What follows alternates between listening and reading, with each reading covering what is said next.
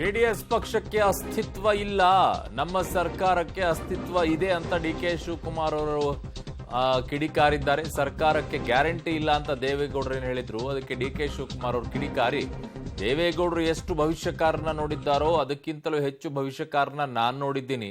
First JDS BJP ಜೊತೆಗೆ ವಿಲೀನ ಆಗುತ್ತಾ ಇಲ್ವಾ ಅನ್ನೋದನ್ನ ಮೊದಲು ಹೇಳಿ ದೇವೇಗೌಡರು ಅಂತ ಡಿ ಕೆ ಶಿವಕುಮಾರ್ ಅವರು ಈ ರೀತಿಯಾಗಿ ಕಿಡಿಕಾರಿದ್ದಾರೆ.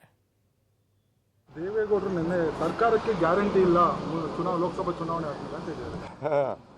ದೇವೇಗೌಡರು ಎಷ್ಟು ಭವಿಷ್ಯಗಾರ ನೋಡಿದಾರೋ ನಾನು ಅಷ್ಟೇ ಭವಿಷ್ಯಗಾರನ ನೋಡಿದ್ದೀನಿ. ಅವ್ರಿಗೆ 60 ವರ್ಷ ರಾಜಕಾರಣ ಅನುಭವ ಇರ್ಬೋದು, ನನಗೆ 40 ವರ್ಷದ ರಾಜಕಾರಣ ಅನುಭವ ಇದೆ. 136 ಪ್ಲಸ್ ಸೀಟ್ ಇದೆ, ಆಯಿತಾ. ಅವ್ರು ಫಸ್ಟು ಅವ್ರ ಪಾರ್ಟಿ ಇರ್ತದಾ ಇಲ್ಲ ಅದು ಸ್ಪಷ್ಟ ಹೇಳಲಿ.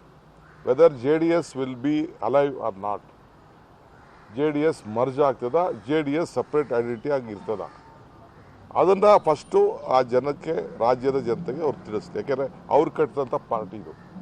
ನಾನು ಅವ್ರ ಪಾರ್ಟಿ ಬಗ್ಗೆ, ಅವರ ಲಾಯಲ್ಟಿ ಬಗ್ಗೆ ನಾವು ಕ್ವಶನ್ ಮಾಡೋದು. ಈಗ ಹೊತ್ತು ಅವ್ರ ಪಾರ್ಟಿ ಅಸ್ತಿತ್ವ ಇಲ್ಲ, ನಮ್ಮ ಸರ್ಕಾರದ ಅಸ್ತಿತ್ವ ಬಿಡಿ, ಅವ್ರ ಪಕ್ಷದ ಅಸ್ತಿತ್ವದ ಬಗ್ಗೆ ಗೌರವಾನ್ವಿತ ಗೌಡರು ಮಾತಾಡ್ತಾರೆ.